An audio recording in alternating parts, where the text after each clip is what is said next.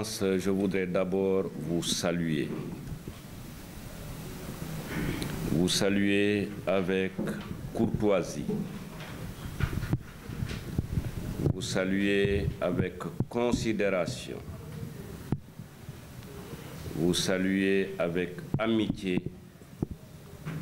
Vous saluer avec fraternité. Son Excellence, Dieu soit loué. Dans cette salle où vous m'accueillez et dans cette résidence de l'évêque de Thiès où je suis présent accompagné de la délégation, je pense légitimement avoir le droit de dire que je suis chez moi. Je suis chez l'évêque de Thiès, Monseigneur André Gueye. Je suis chez l'évêque de Thiès, mon frère, sur plusieurs domaines. Fraternité, d'abord d'ordre intellectuel. Dieu en a voulu ainsi. Fraternité d'ordre humain, Dieu en a voulu ainsi. Et une troisième dimension, peut-être que je ne me permets pas de révéler, mais que vous et moi connaissons et nous en rendons grâce à Dieu. Monseigneur, cette visite me fait beaucoup plaisir. J'ai en mémoire, il y a exactement 9 ans, je suis venu pour une dernière fois concernant ce séjour de préfet, répondre à votre invitation du dîner. Et je me souviens également des prières ardentes qu'à l'époque vous aviez formulées en me demandant de partir vers Matam pour continuer la mission. En me serrant la main au seuil du véhicule, la veille de mon départ, vous m'avez dit, je demande au Seigneur un jour que vous reveniez à Thiès. Ces souvenirs sont frais dans ma mémoire. Nous lui rendons grâce, il en a décidé ainsi. Je voudrais ensuite vous remercier du fond du cœur pour toutes ces prières que vous n'avez jamais cessé de formuler à l'endroit de ma personne sur ces 9 ans où nous n'avons jamais rompu le contact. Je me souviens également de votre déplacement qui avait honoré la communauté chrétienne de Tambacounda lors de l'installation de notre ami commun, Monseigneur Paul Abel Mamba, qui était promu nouvel évêque du diocèse de Tambacounda. Monseigneur André, je vous dis bonjour et je vous dis que je suis revenu. Je suis revenu par la grâce de Dieu, mais aussi grâce à la décision et à la confiance de la haute autorité, son Excellence, Monsieur le Président de la République. J'ai accepté les nouvelles charges. Elles ne sont pas légères, je n'en doute pas. J'ai également indiqué que c'est un enjeu lors de ma prise de fonction. Mais aussi lourde que soit la mission, je n'ai pas un seul doute qu'avec vos prières et le soutien des collaborateurs que j'ai trouvés en place, le soutien des populations de Thiès, nous parviendrons à relever les défis. Défis, défis, défis, Monseigneur. Ils sont nombreux.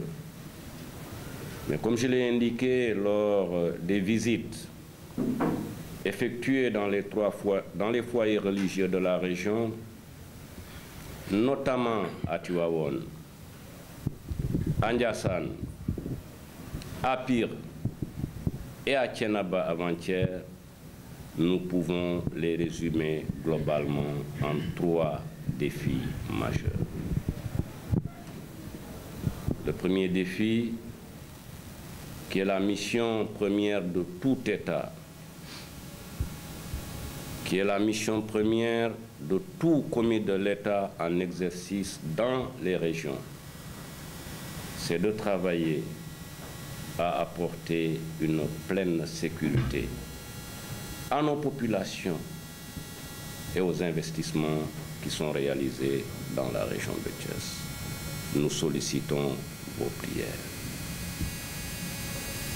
Deuxième défi, c'est la poursuite et l'amplification du développement économique et social de la région de Thiès.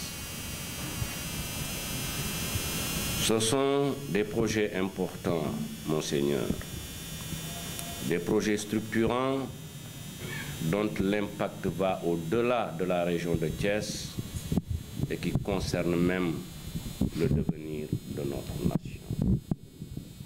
Là aussi, nous sommes venus solliciter les prières de Monseigneur. Son Excellence, Monseigneur André Gueye, le troisième volet de la mission du gouverneur de Thiès qui vient de prendre fonction. C'est un volet qui a trait au renforcement, à la bonification de la relation entre le spirituel et le temporel. Et je considère que ce sont les 2 jambes sur lesquelles tout État doit marcher. S'il veut travailler à son développement, s'il veut travailler à la préparation de son avenir, le spirituel occupe une place importante pour les nations qui ont bien compris le sens de l'histoire.